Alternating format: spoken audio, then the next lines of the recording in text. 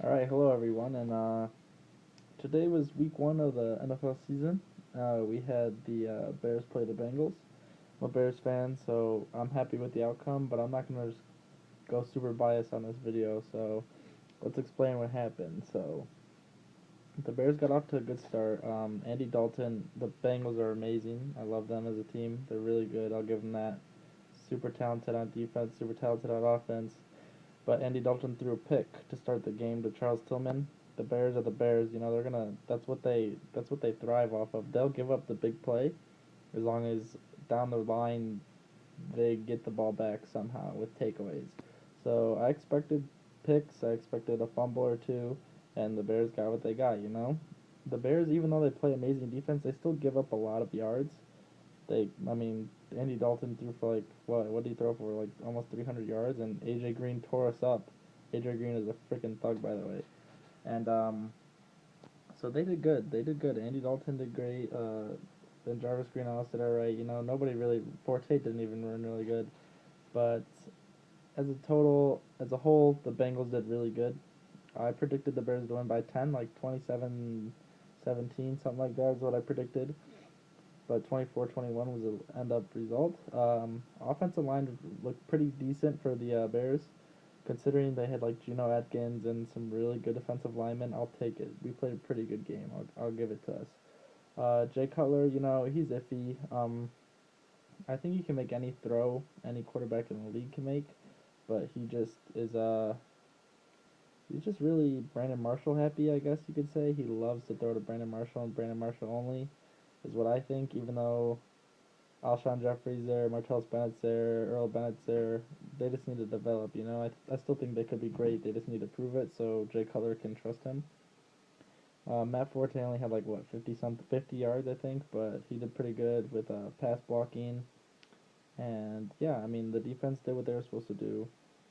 I That guy at the end of the game, I don't know who it was, Ray something for the Bengals. I think he obviously he messed it up by doing the um like unnecessary roughness foul or whatever and give us 15 yards and a touchdown, or not a touchdown, but gave them not the opportunity to get the ball back, which sucked. But I think that our defense would have prevailed anyways, even though they were having a good game. The Bengals when it come to moving the ball. So I mean, not really much you can ask for from the Bears. We need our offensive line to step it up. We need Matt Forte to run better. We need to create some more holes for him. Spread the ball a little bit around a little bit more because, I mean, around the league you saw people like Kaepernick throw for 400 yards. Like Cutler can do it. He just needs, you know, something. Something needs to put him over the top. So yeah, 24-21 Bears win.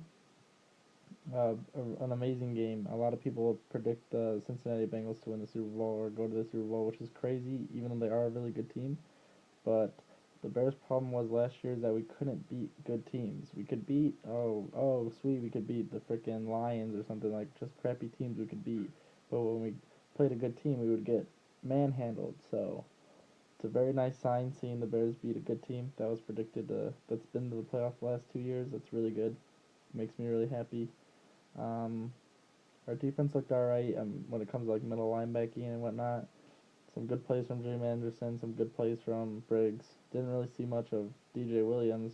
I really wish Bostic would start, but you know, Mark Trestman got his first win as NFL head coach. It's very good, very good.